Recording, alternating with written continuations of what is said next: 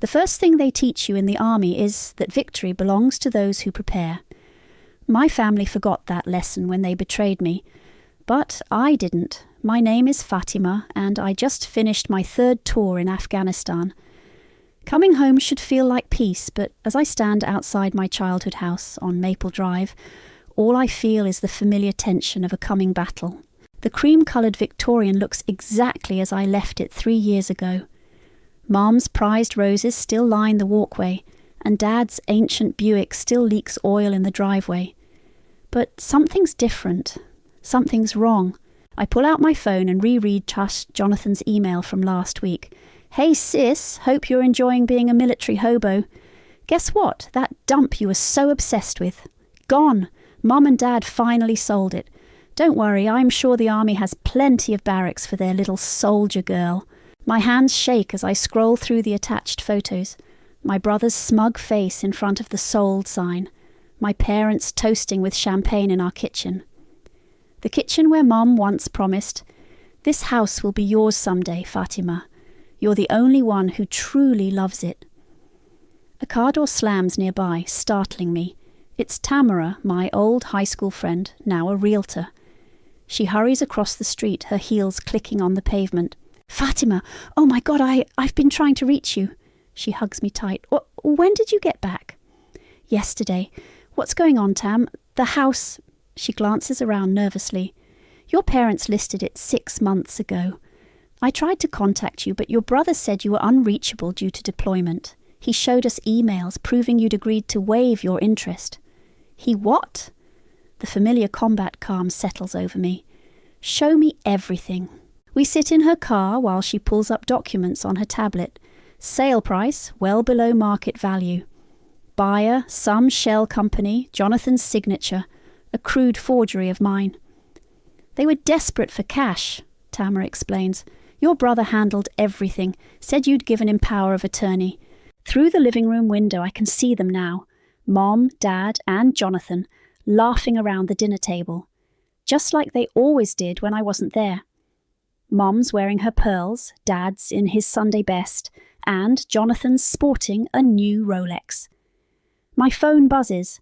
It's Felix, my mentor from the Veterans Investment Group. "Everything's set?" his gravelly voice asks. "They're all here, living in the house like nothing's changed." I watch them clink glasses. They have no idea. "The LLC paperwork cleared last week. You're officially the owner, kid. Ready to drop the bomb?" 6 months ago, Felix helped me set up Veteran Reclamation Properties LLC. We knew my family would try something like this. They'd been hinting about selling ever since I enlisted. "The military is beneath us," Mum would say. "Real Greys don't serve, they succeed." Well, I did both. "Not yet," I tell Felix. "Let them enjoy their dinner. Tomorrow's soon enough." "You're ice cold, Sergeant." I learned from the best. I hang up and open my briefcase, removing a thick envelope marked "Final Notice of Eviction." Tamara touches my arm. "Fatima, what are you planning?" I smile, but there's no warmth in it. "Justice. They thought they could steal my future while I was fighting for theirs. Big mistake." "They're still your family," she whispers. Through the window, I watch Mom raise another toast, probably to their upcoming European cruise, bought with my stolen inheritance. Dad beams at Jonathan, proud as always of his golden child, the son who never left, never challenged them, never made them face their own mediocrity. "No," I say, tucking the eviction notice back into my briefcase. "They stopped being family the moment they decided I was worth less than a quick profit. Tomorrow they learn what that decision cost them." Tamara shivers. "You're different now. War changes you." I start my car. "But so does betrayal. The difference is war taught me how to fight back." As I drive away, I check my rearview mirror. They're still laughing, still celebrating their victory. They think they've won. But they forgot the most important lesson the army taught me. Never start a war unless you've already secured the winning move. Tomorrow they'll learn exactly who they're dealing with. And it won't be the dutiful daughter they thought they could discard. It'll be the owner of their house. I spent the night in my old tree house watching the house through binoculars like it was a target in Kandahar. The irony wasn't lost on me. At dawn I climbed down and found Cecilia, our elderly neighbour, waiting with coffee. "I thought that might be you up there," she said, handing me a steaming mug. "Still keeping watch, just like when you were little." "Old habits." I settled onto her porch swing. "Remember when Mom promised me the house? I was 12 helping her plant those roses." "I remember everything, dear." Cecilia's eyes hardened, including how they treated you after you enlisted. The memory stung like shrapnel. Mum had screamed when I showed her my enlistment papers. "Military service is for people who can't do better. We're above that." Dad just stood there, silent as always, while Jonathan smirked. "Finally found your level, sis." "They're planning a cruise," I told Cecilia. 3 months in Europe. First class everything. "With the house money?" She shook her head.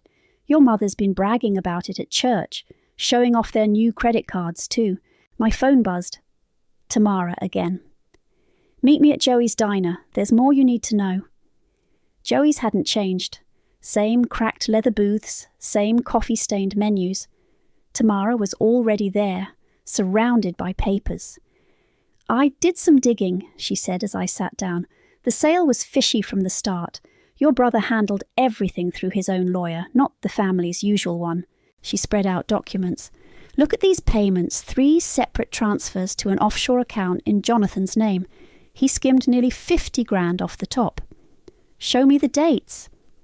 "First transfer was right after the closing. Second was..." She stopped. "Oh, God, the day you were injured, when that IED hit your convoy." I remembered the hospital room in Germany, the unanswered calls to home. Mum's text. "Too busy with work to visit. Sure you're fine. Soldiers are used to this sort of thing." "They knew I was hurt," I said quietly. "And they were too busy stealing my inheritance to care." The waitress brought coffee. I waited until she left before asking, "What else?" "They're leaving next week. First-class tickets to Paris, luxury hotels all the way. Your mum's been at the country club showing off their itinerary." "Let me guess, all on credit?" Tamara nodded. "They mortgaged everything to buy those tickets, figured they'd pay it off with the house money." I pulled out my phone and texted Felix. "Green light, start the process." His reply was immediate. "Papers filed, sheriff's office notified. You sure about this?" The diner's bell chimed. My parents walked in, Jonathan trailing behind them like always. They didn't notice me in the corner booth.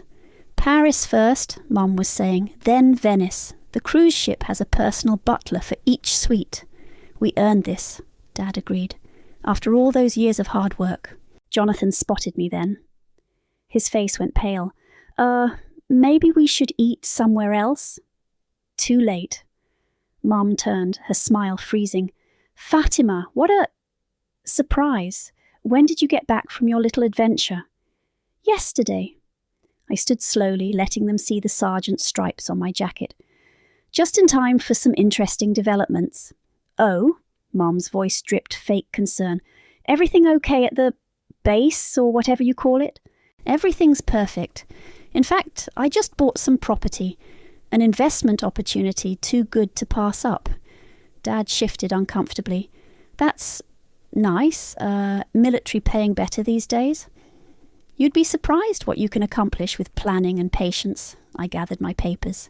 "Enjoy your coffee and your cruise." As I passed their table, Jonathan grabbed my arm. "What are you up to?"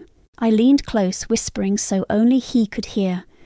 "Remember what you wrote in that email about being a military hobo?" I pulled free. "Karma's coming, brother. Better buckle up." Outside, Tamara caught up with me. "That was intense. What happens now?"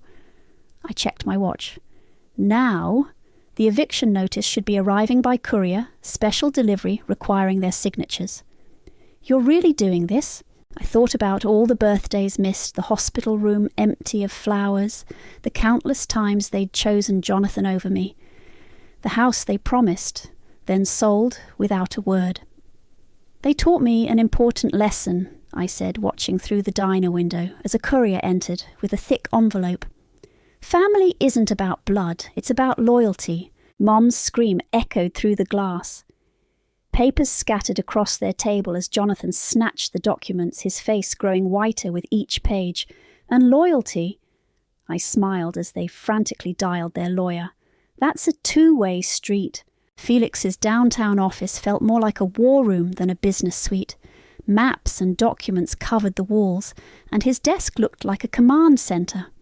The old veteran hadn't changed. Same steel-grey hair, same penetrating gaze that could make generals nervous. "They've called their lawyer 6 times, he said, reviewing his tablet. "Poor bastards, probably having a stroke trying to explain how they lost the house." I sipped the whiskey he'd poured me. "How long until they figure it out? That their daughter owns the place?" He chuckled. "Their lawyer just requested the LLC ownership documents. Should be hitting his desk right about..." His phone buzzed. "Now." "Remember when we planned this?" I asked. "Back in Afghanistan?" "Hard to forget. You were still in the hospital after that IED hit your convoy." The memory flashed. Searing heat, screaming metal, the taste of blood and sand. I'd been checking my phone for messages from home when it happened. Nothing but Jonathan's mocking texts about my poverty-level military salary. Felix's voice pulled me back. "That's when you knew, wasn't it, that they'd try to sell the house while you were deployed?" Mum kept hinting about better investment opportunities. Dad complained about maintenance costs. Then Jonathan started asking weird questions about my deployment schedule. "So we created Veteran Reclamation Properties." Felix pulled up the incorporation documents. "Used your combat pay, your savings, everything you had. Risky move. Not as risky as trusting my family." My phone rang. Jonathan. I put it on speaker. "What the hell did you do?" he was shouting. "Some company bought the mortgage. They're saying we have 30 days to vacate the premises," I finished. "Yes, I know. This is illegal. We'll fight it." Felix leaned forward. "Actually, son, it's completely legal. The sale was properly recorded, all paperwork in order. Your parents signed everything themselves." "Who is that? Are you with a lawyer?" Panic crept into his voice. "Mum's crying, Fatima. Dad's talking about calling the police." "The police?" I laughed. "For what? Investigating how you forged my signature, or maybe the money you skimmed off the sale?" Silence. "That's right, brother. I know about the offshore account. Every transfer, every fake document." You can't prove anything." "Want to bet your freedom on that?" I nodded to Felix, who pressed a button on his desk phone. A recording played, Jonathan's voice bragging to someone at a bar.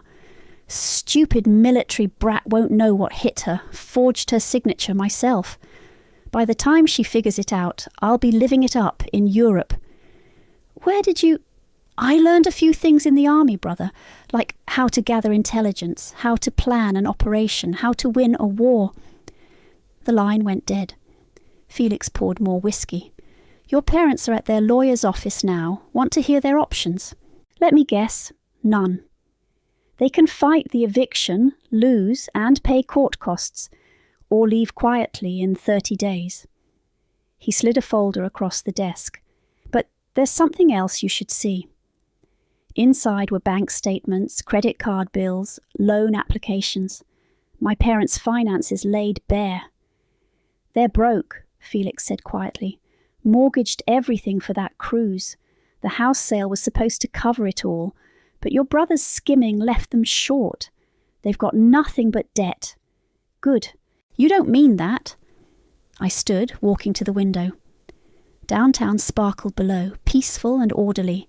Nothing like the chaos I'd left behind in Afghanistan, or the chaos waiting at home.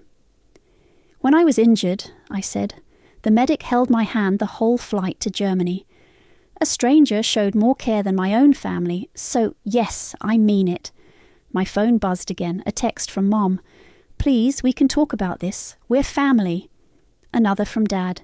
"Don't do this to your mother. Be reasonable." And finally from Jonathan. "You think you're so smart? Watch your back, soldier girl."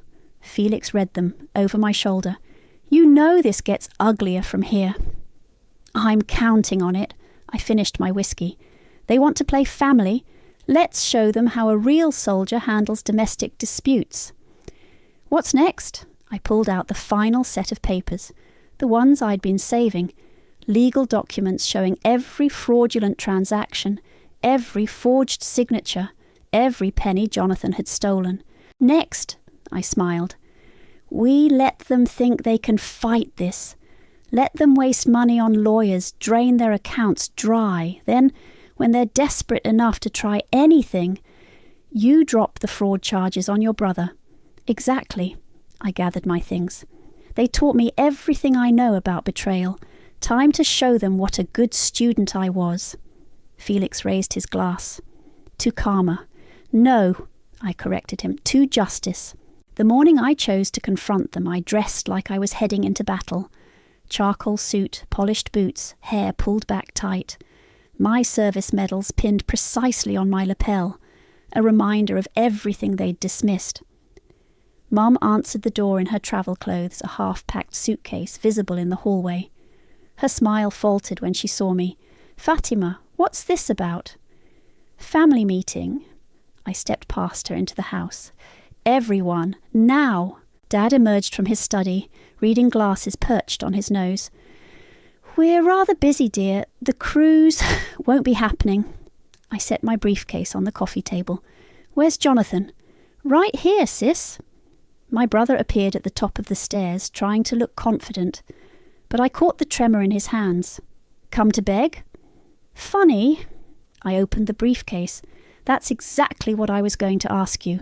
Mom perched on the edge of the sofa, pearls clutched tight. "If this is about the house, our lawyer says—" "Your lawyer," I interrupted, "is currently reviewing evidence of mortgage fraud. Would you like to know what he's finding?" Dad's face went pale. "That's impossible. We had the title searched." "Did you?" I spread documents across the table. "Or did you trust Jonathan to handle it?" My brother took a step back. "Don't try to pin this on me. Everything was legal." "Legal?" I pulled out a document.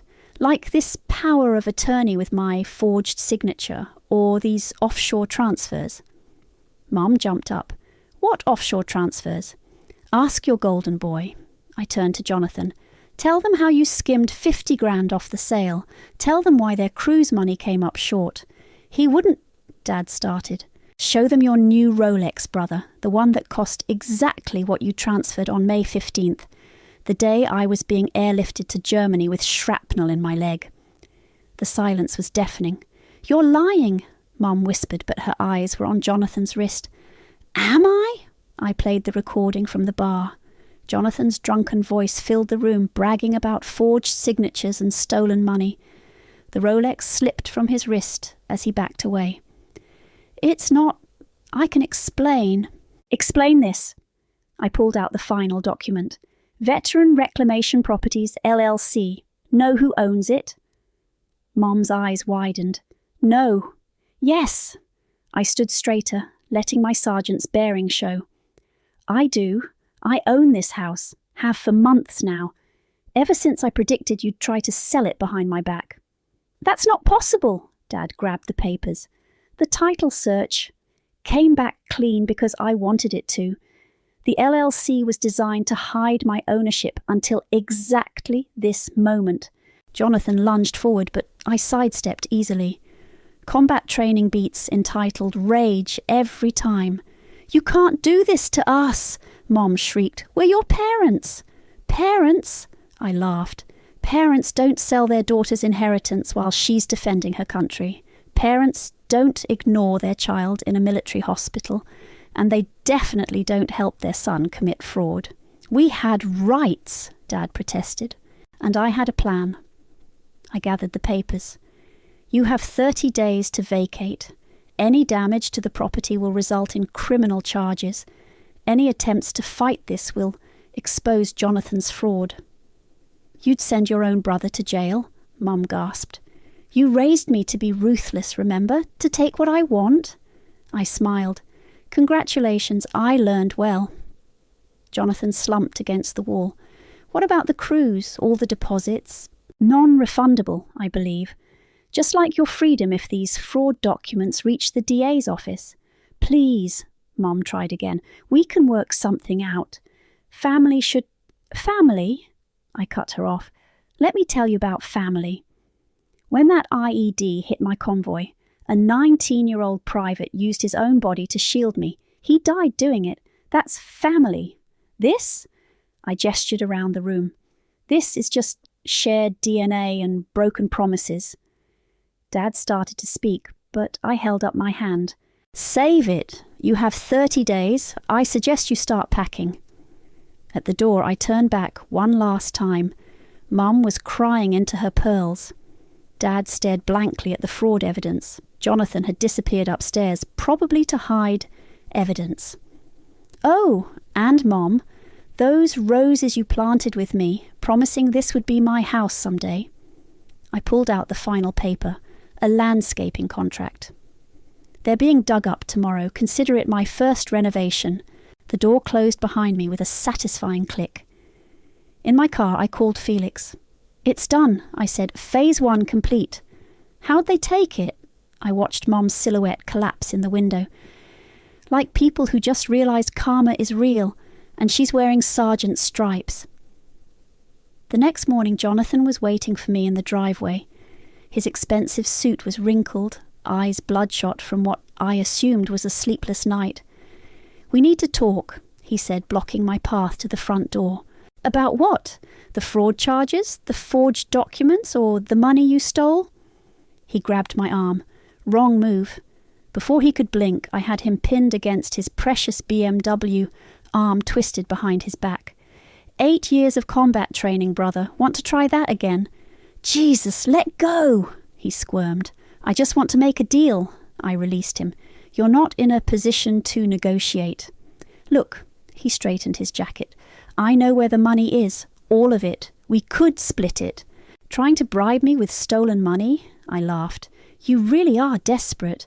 Mom and Dad don't need to know. We could what? Be partners in crime? That's your solution. A car door slammed nearby. Cecilia stood, watching from her yard, phone in hand. Everything okay, Fatima? Fine, I called back. Just a family discussion. Jonathan lowered his voice. You think you're so righteous? I know things about you too. Like how you were secretly checking the house's mortgage status months before deployment, planning this all along. The difference is my actions were legal. Legal? He sneered. You destroyed our family. No, you did that. Every time you mocked my service, every time you helped them hurt me, every time you chose greed over loyalty. He paced the driveway. They're talking about selling Mum's pearls. Dad's looking at bankruptcy. Is that what you wanted? What I wanted. Something snapped inside me. I wanted parents who were proud of my service. I wanted a brother who had my back. I wanted the home they promised me. It was just a house. It was my future. I pulled out my phone, showing him photos. See these veterans' transitional housing projects, women who served coming home to nothing. I was going to turn this place into something meaningful, he scoffed. A halfway house in this neighborhood. Better than a monument to family betrayal. You self-righteous bit, he swung at me. Combat instincts took over. I blocked, swept his legs, and had him face down on the concrete before he could finish the word. This time I didn't hold back. Listen carefully, I growled, knee in his back. I have recordings of you admitting to fraud.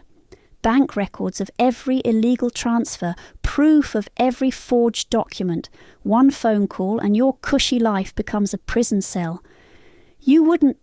Try me. The DA's office loves cases against entitled rich boys who steal from veterans. Mum appeared at the front door. Jonathan, what's happening? Ask him about the offshore account, I called out, releasing him. Ask him why your cruise money disappeared. What offshore account? Her voice sharpened. Jonathan scrambled up, backing away from both of us. Don't listen to her. She's lying. I pulled out my phone again, playing the bar recording.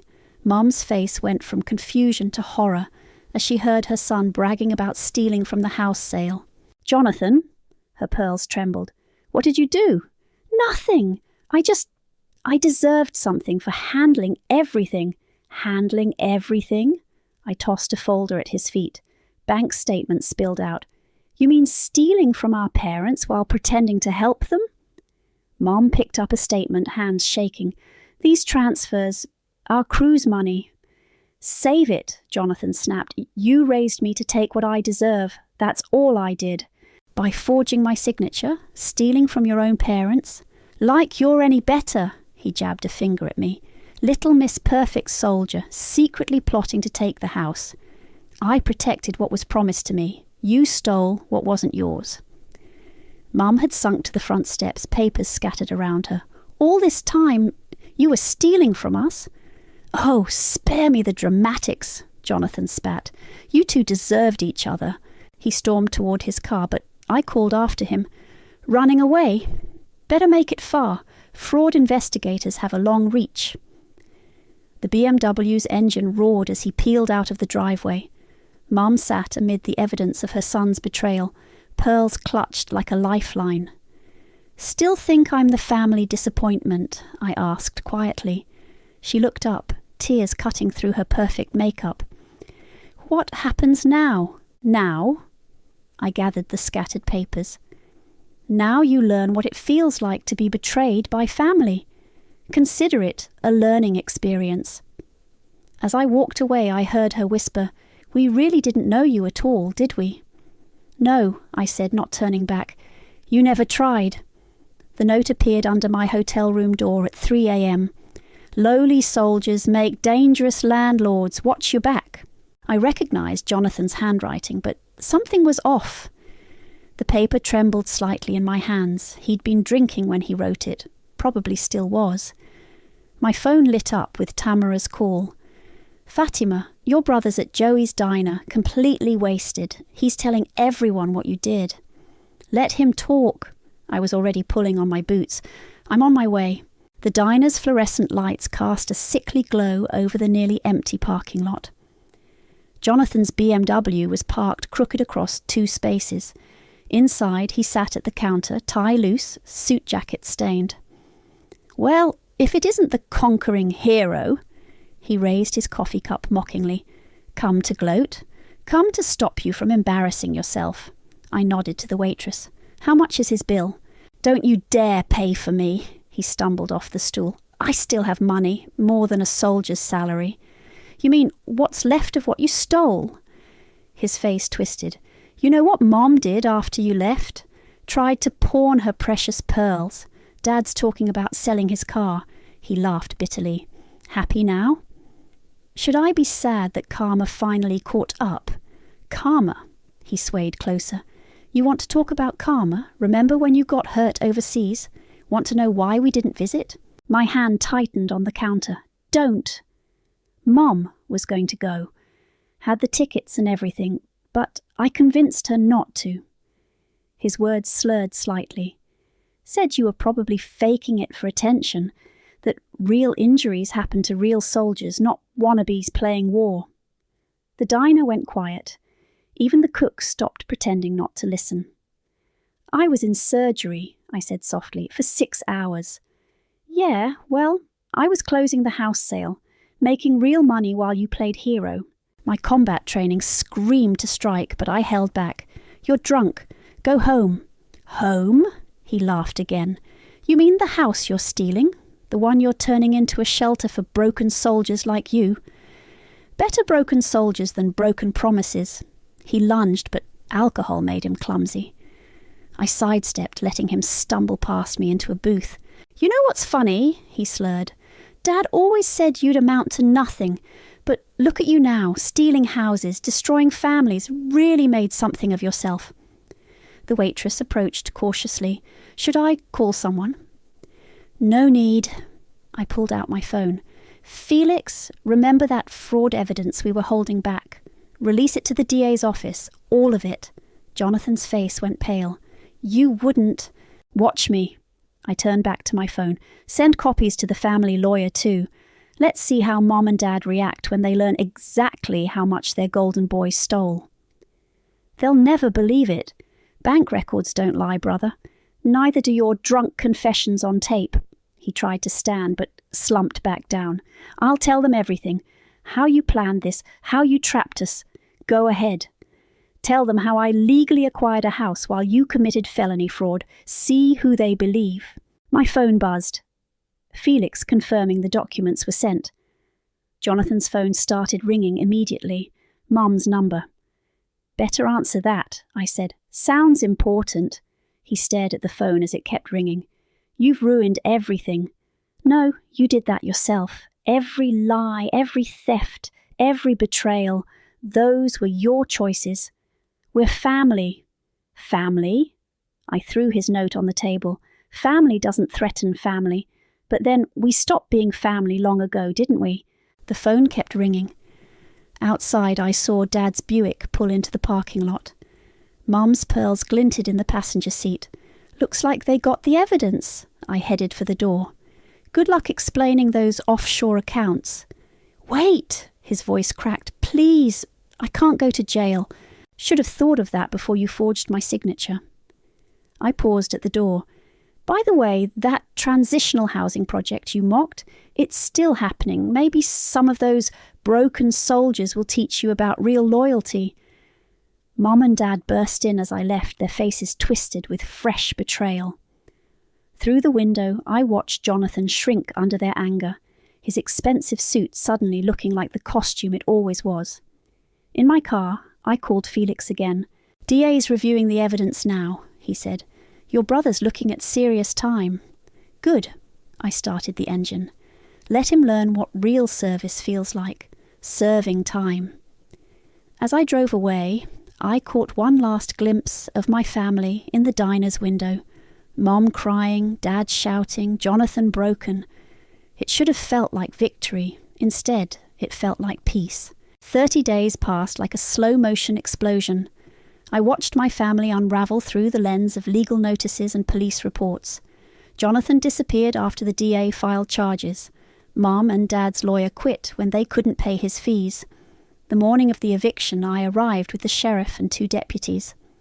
Mom stood in the doorway, still wearing her pearls, but they looked wrong now, like costume jewellery against her unwashed housecoat. Please, she whispered, just a few more days. The sheriff stepped forward. Ma'am, we have a court order. You need to vacate the premises immediately. Dad appeared behind her carrying a battered suitcase. Angela, come on, it's over. Over? She whirled on him.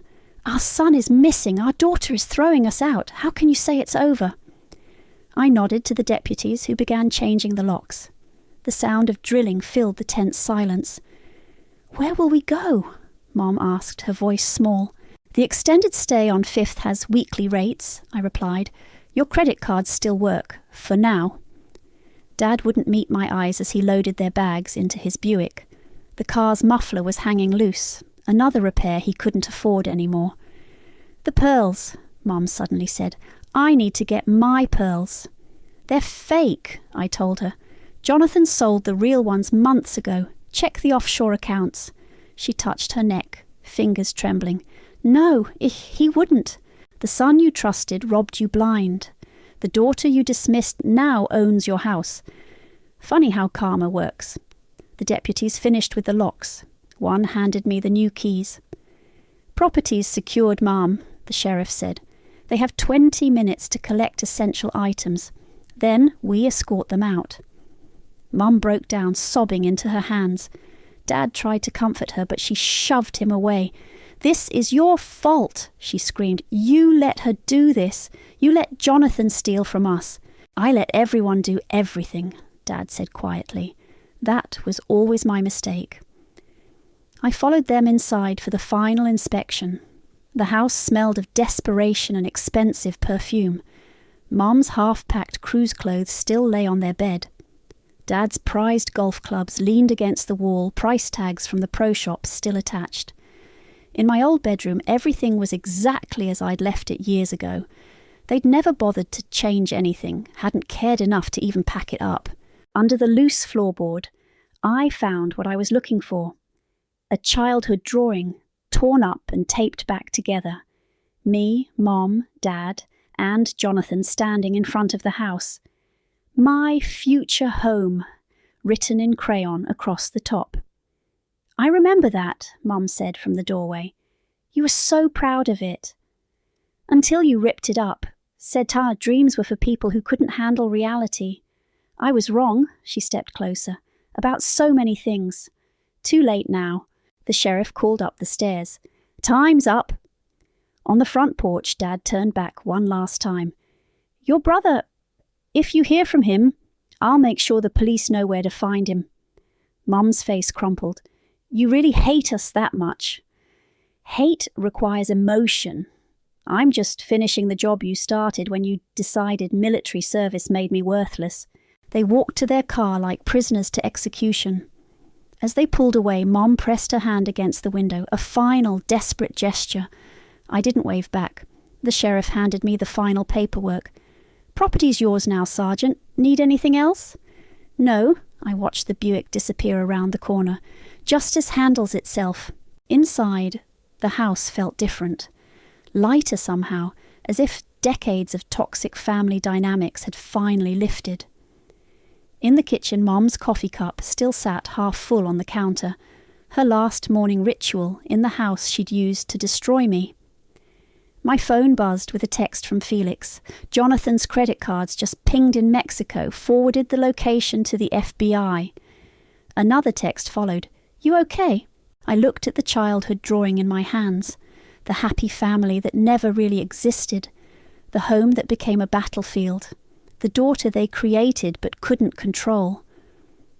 "I'm fine," I texted back. "Family's gone. House is mine." "And how does victory feel?" I walked through the empty rooms, listening to the echoes of my boots on the hardwood floors. Every space held a memory of betrayal.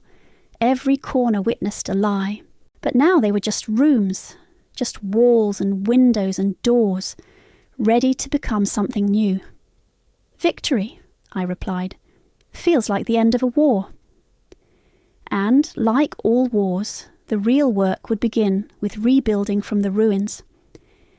The construction crew arrived at dawn. I watched from the porch as they tore down walls, stripped away the fancy wallpaper, and dismantled the pristine kitchen where Mom had plotted my downfall over coffee. Felix pulled up in his Mercedes, whistling at the transformation. "Looking good, Sergeant. The VA already has 3 veterans lined up for placement." "Any word on my family?" "Your parents are in that extended stay motel. Dad's trying to sell the Buick." He checked his phone. "And your brother? Mexican authorities found his BMW abandoned at the border. He's in the wind." A truck delivered new furniture, simple, functional pieces to replace the antiques Mom had cherished. In the dining room, workers installed a long communal table where my family's precious heirloom had stood. "Miss Cecilia stopped by earlier," I told Felix. "Brought coffee for the crew, said she's happy to see the house becoming something meaningful." "And you, are you happy?" Before I could answer, a police car pulled up. 2 detectives stepped out, badges visible. "Sergeant Gray," the female detective approached. "We found your brother." My heart stopped. "Dead?" "No, tried to cross into Guatemala with fake papers. He's being extradited now." She handed me a letter. "He asked us to give you this." The letter was short. "You won. House is yours. Hope those broken soldiers make you happier than family did. Jay." "Bitter to the end," Felix commented. "Just like Mom taught us." The detective cleared her throat. "There's more. Your parents, they're pressing charges against him too, for the theft, the fraud, everything." I laughed, a sharp, surprised sound. "Finally grew a spine?" "Your father's statement was quite compelling. Said it was time to stop enabling destruction." A car horn interrupted us. A beaten-up sedan parked across the street. A woman in fatigue stepped out, duffel bag in hand. Combat boots, wary eyes, the look of someone who'd seen too much. "Sarah Martinez," Felix explained. 3 tours in Iraq. Been living in her car since discharge. I walked over, extended my hand. "Welcome home, soldier." She gripped my hand tight, recognition flickering in her eyes. "Sergeant Gray, my CO said you turned your house into Into a place for warriors who need solid ground. I gestured to the renovations. Want to see your room? As we walked through the transformed house, Sarah's shoulders gradually relaxed. The institutional furniture didn't bother her. The bare walls felt clean, not empty. Community kitchen, I showed her. Shared living space, private rooms upstairs, free counselling in the basement. Why? She asked simply.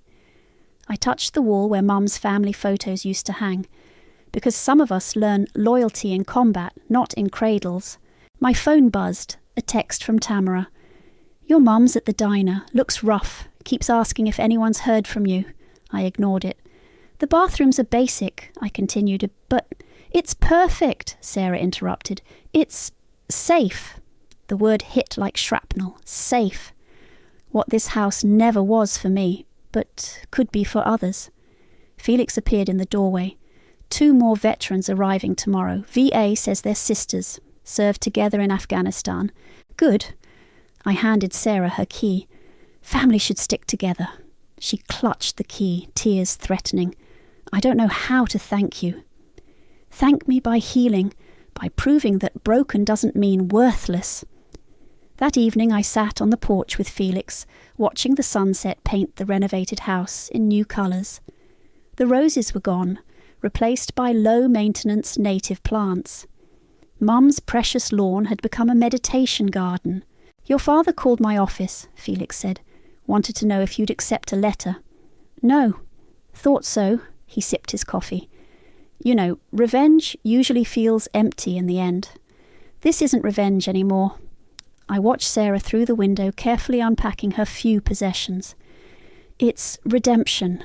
For them or for you. For this house, for every soldier who needs a real home, for everyone who was told they weren't enough. Inside, Sarah had found the kitchen.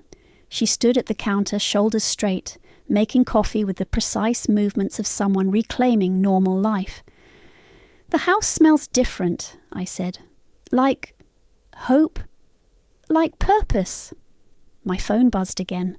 Mum, this time, we miss you. I deleted it without reading further. Some bridges aren't meant to be rebuilt. Some wars end not with reconciliation, but with reconstruction. Ready to lock up? Felix asked. No. I smiled as Sarah found mugs in the cabinet, the simple ceramic ones that had replaced Mum's china. I'm ready to open up.